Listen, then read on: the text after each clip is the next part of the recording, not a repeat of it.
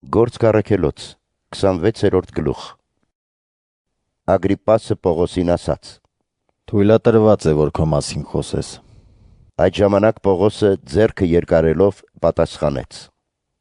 Իմ մասին հրեաների արած բոլոր ամբաստանությունների համար Ագրիպաս արքա ինձ երանելի եմ համարում, քանի որ այսօր քո առաջ եմ պատասխան տալու։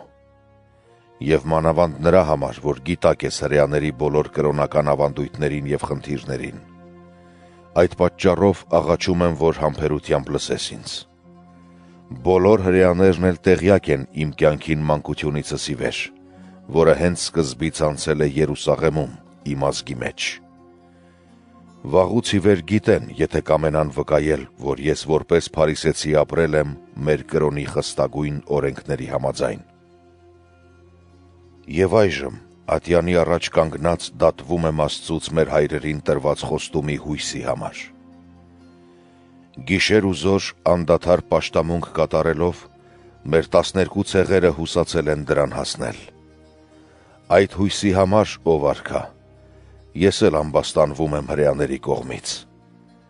Ձեզ ինչու է անհավատալի թվում, որ Աստված մեռելներին հարություն կտա։ Ես ինքս էլ օրինավոր էի համարում շատ բան Նազովրեցի Հիսուսի անվանը հակառակ գործել, որ արեցի Երուսաղեմում իսկ։ Քահանայապետներից իշխանություն ստանալով,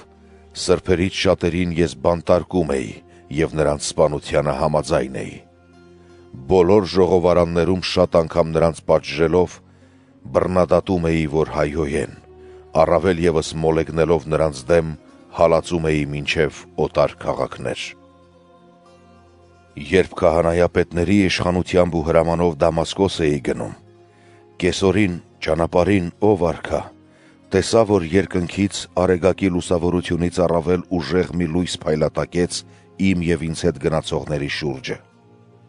Եվ երբ մենք բոլորս գետնին ընկանք, լսեցի մի ձայն, որ ինձ ասում էր եբրայեցիների լեզվով. «Սավուխ, Սավուխ, ինչու ես ինձ հալածում, քեզ համար դժվար է խթանին ոտքի թաթով հարվածել»։ Ես հարցրի. «Ո՞վ ես, Տեր»։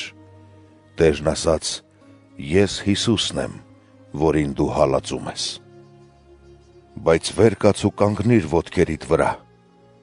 Ես քեզ երևացի այն նպատակով, որ քեզ նշանակեմ պաշտոնյա և վկա այն ամենի, որ տեսար, և այն բաների, որոնցով պիտի երևամ քեզ, փրկելու ժողովրդիցդ և հեթանոսներից, որոնց մեջ քեզ պիտի ուղարկեմ, որպեսզի բացես նրանց աչքերը, նրանց խավարից դեպի լույս դարձնես և սատանայի իշխանությունից դեպի Աստված, որպեսզի նրանք մեղքերի թողություն ստանան և սրբերի հետ ժառանգության բաժին, իմ հանդեպ ունեցած հավատով»։ Ուստի ով Ագրիպաս արքա, ես երկնային տեսիլքին անհնազանդ չգտնվեցի, այլ նախ բոլոր նրանց, որ Դամասկոսում էին ու Երուսաղեմում և Հրեաստանի բոլոր գավառներում, ապա նաև հեթանոսներին քարոզեցի, որ զղջան և դառնան կենդանի Աստծուն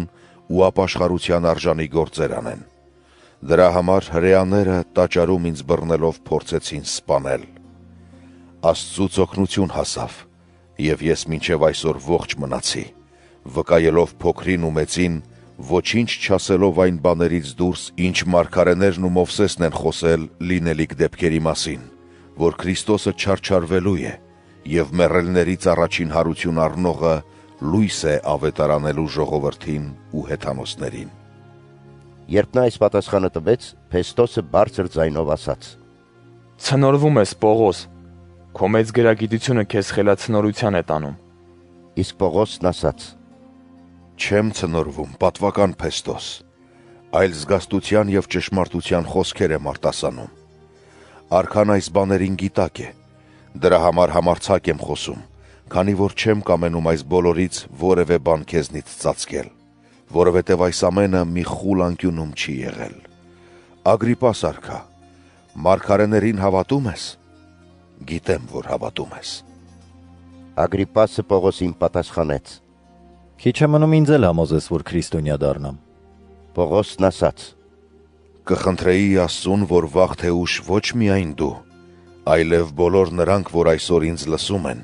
լինեն այնպիսին, ինչպիսին ես ինքս եմ, բացի այս կապանքներից։ Արքան ոտքի ելավ, ապա կուսակալը, Բերինիկեն և նրանց հետ բոլոր նստածները, և մինչ գնում էին, իրար հետ խոսում էին ու ասում.